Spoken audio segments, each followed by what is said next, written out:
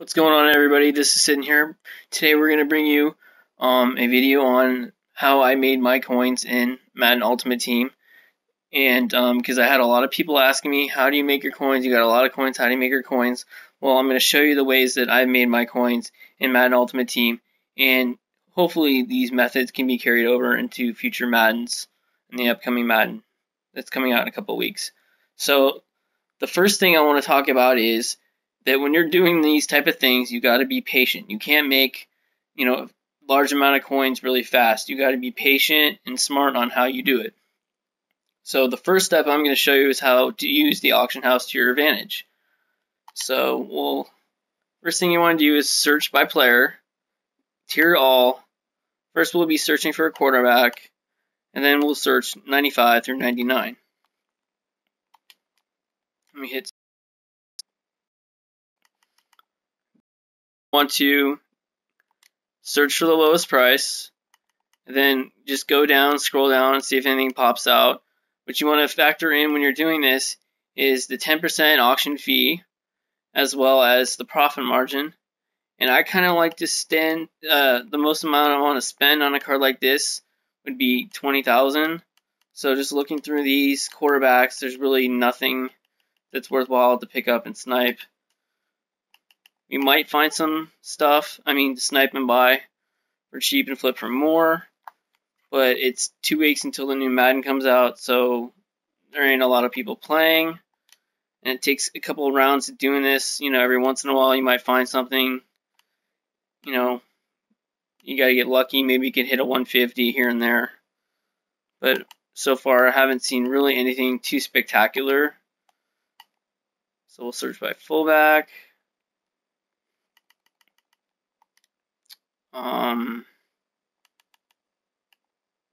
Nothing really there. We'll quickly go through these, see if we can get anything. The T.Y. Hilton might be a good one. So we'll go search by team.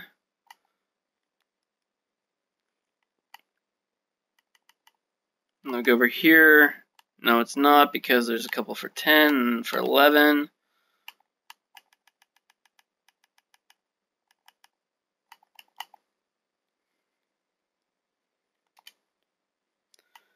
Searching tight ends. There's a Gates or 10, Gates or 11, Gonzalez for 12. Let's search for Gonzalez really quick.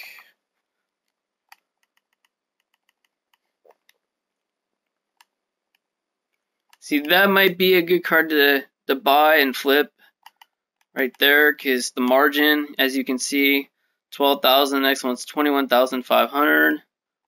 So you might be able to buy that and flip it for 20.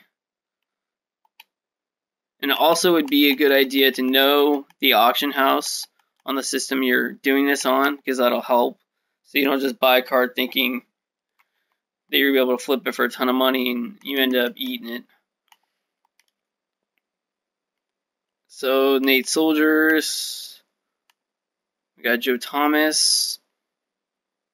That's more than the 22,000 I like to spend, but we'll just look him up.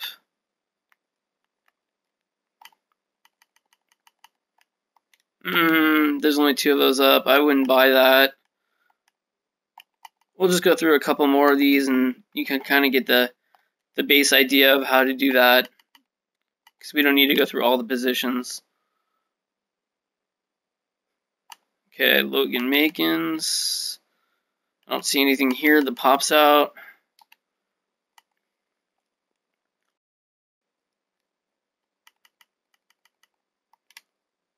Nothing here that pops out. Everything's above 20,000.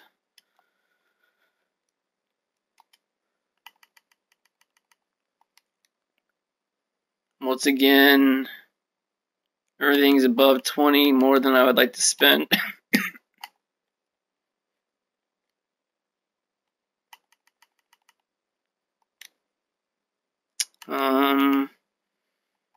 Nothing really here.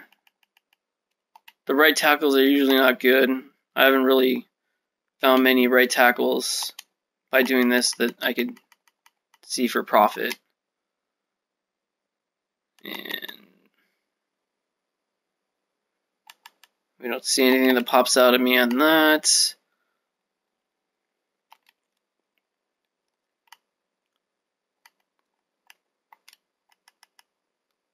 Jordan Cameron, no. Let's see.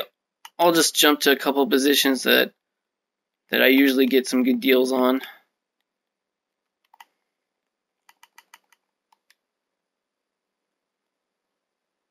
Nothing there. Let's try one more. Let's see.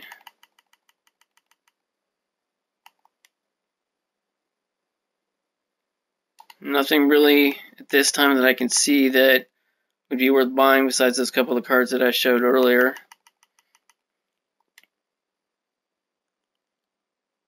Let's see, this Ahmad Brooks, 9,000. Yeah, there's nothing really besides those couple cards that I came across earlier that are worth it. There are a handful of cards that I've bought a lot of on the 360 and the Xbox One, and I'll show you those cards that those 6 cards, 5 cards that I constantly bought and always found cheap at a good price, and then I flipped for more.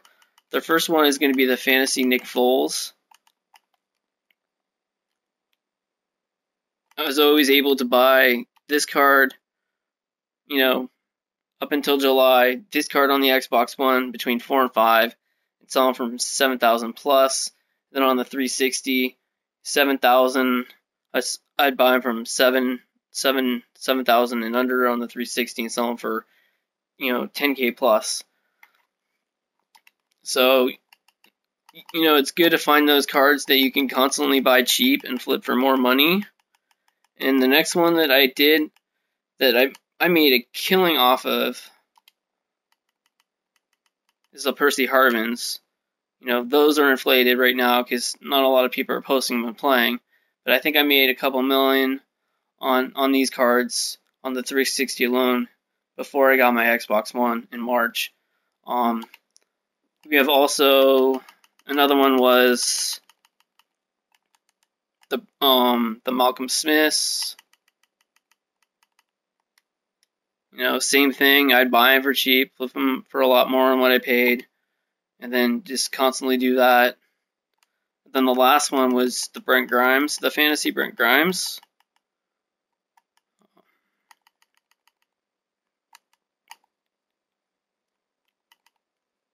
I mean, all these cards right here, I've had a couple more, but these cards right here is pretty much what I made a lot of money on. So if you could find these type of cards, you're going to make a lot of money, and you just keep constantly buying them and flipping them for more, and you'll make money. And I would like to give a shout out to the person that helped me found some of these cards. Baller's Life 15 on the Xbox 360. He helped me find these cards, and we found other cards together to snipe and flip for more money. So I like to give a special thank you to him. So next thing I want to talk about is collection cards. Cards that go into collections. For example, let's see if it loads. The Final Edition collections. You want to find cards that you can buy during the week that the collection is released that's always going to be worth money, because those cards in those collection will over time be worth money, because once they're out of packs, if you're patient enough and you could wait, the cards will increase in value. Depending on the reward, they might double, triple, the week they're taken out of packs. All stuff like that. For example, I bought a lot of these Final Edition cards. When they released the collections, I would buy, for example, if I can get to it, I would buy one or two of each of the higher overall in the collection.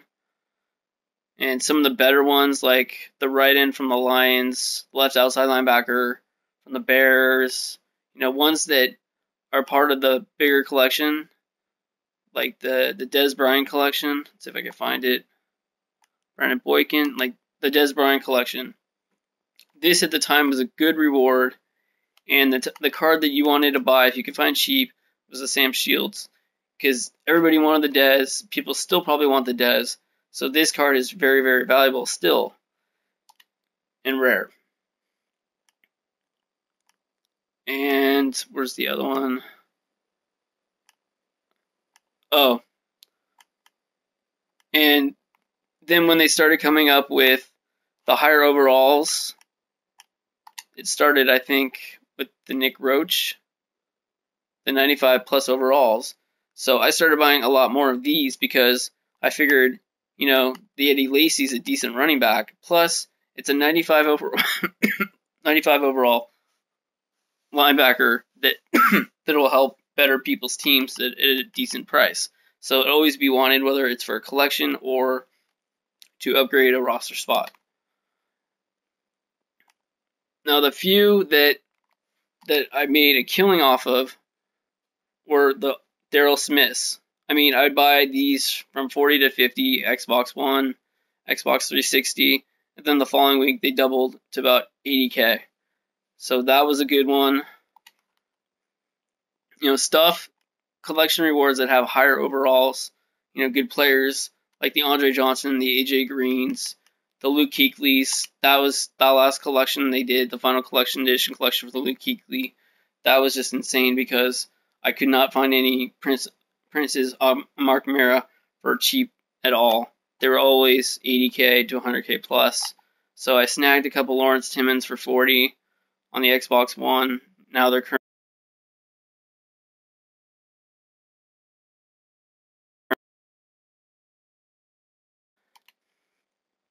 but that's another option, is just finding, cards that go into collections and just finding the right cards that people are always going to want to need and just holding on to them until they're valuable. And also the draft collectibles. There was 5 or 6 draft collectible collections, the keepers, which would be a good idea. Well, probably too late now because they didn't put them back in packs to do. It was the Clowney, the Robinson, the Bortles, the Watkins, the Mack, and the Johnny Manziel. Because these give you a player collection in the next Madden 15. And it'd be good to start out with that. Because plus those cards could also maybe be in a collection at some point as well. Because that's what they did last year. The Tyler Eifert Future Star card they put in the Bengals collection this year, and it was only available in that collection reward. So a lot of people were paying a lot for that Tyler Eifert Future Star card. Plus, I bought some extras. You see, I don't have the Clowney done because I sold like 3 Clowneys that I had for 500K, 600K, and 500K. And I bought them, I think, a week before the draft for 65, 75, and 78K. Those are the kind of things you want to kind of look for and kind of do and try to like make profit on. I didn't do those collections. I only did the Robinson, the Bortles, and the Mack because I figured at some point they're going to put them back in packs like they did last year, but they didn't do that. So I was only able to get those 3 collections done. And then also, I want to talk about the loyalty rewards collections. I mean, you get a free pack every week, one of these cards every week. So just if you haven't discarded them and you throw them in your reserves, put them in the collection, because EA will give you a percentage reward in the next Madden based on how much of the collection you have done. I mean, you don't need to do the full collection to get a reward. They'll give you a percentage based on what collections you've done and how much you've done. So hopefully that's a good thing. We'll get some good out of that because as you can see, I have, a lot of cards put in them. I think I've done a couple I've completed, but not much. So let's hopefully that work. But the last thing I want to talk about is for the upcoming Madden, if you're able to afford it, put a little bit into buying packs if you're able, because that'll help you get started, and then that'll give you a good enough team. Then you'll be able to beat the solo challenges that they put out to grind out more coins. But if you cannot spend the money to do that, then just grind out the solo challenges, the easy ones. I know it's a slow process, but if you don't want to put any money into this game whatsoever, that is your best option to gain coins. And also, whatever you do, do not buy packs with your coins, because odds are you're not going to get what you want out of those packs. You're just going to pull garbage, and you're probably not going to get anything to really upgrade your team or help you. So it's best to save those coins and slowly build up your team, like by position. So if you do that over time, it'll help you get better, and your coin count will grow instead of decreasing by opening these packs. Once in a while, you might hit something good and figure, oh, I'm going to get this all the time, so I might as well keep constantly pulling packs. It's just not going to happen. You're just not going to be happy at the end of the day, and you're just going to be going on on one of these social media sites, complaining about how you got screwed and whatever, by EA. So I hope this video is helpful and resourceful to you all. And if you have any comments, suggestions, or if anybody has anything else they want to add to this, please, comment your theory or method that you want to share, or something that I forgot, in the comment section below. And hopefully I will see you guys in Madden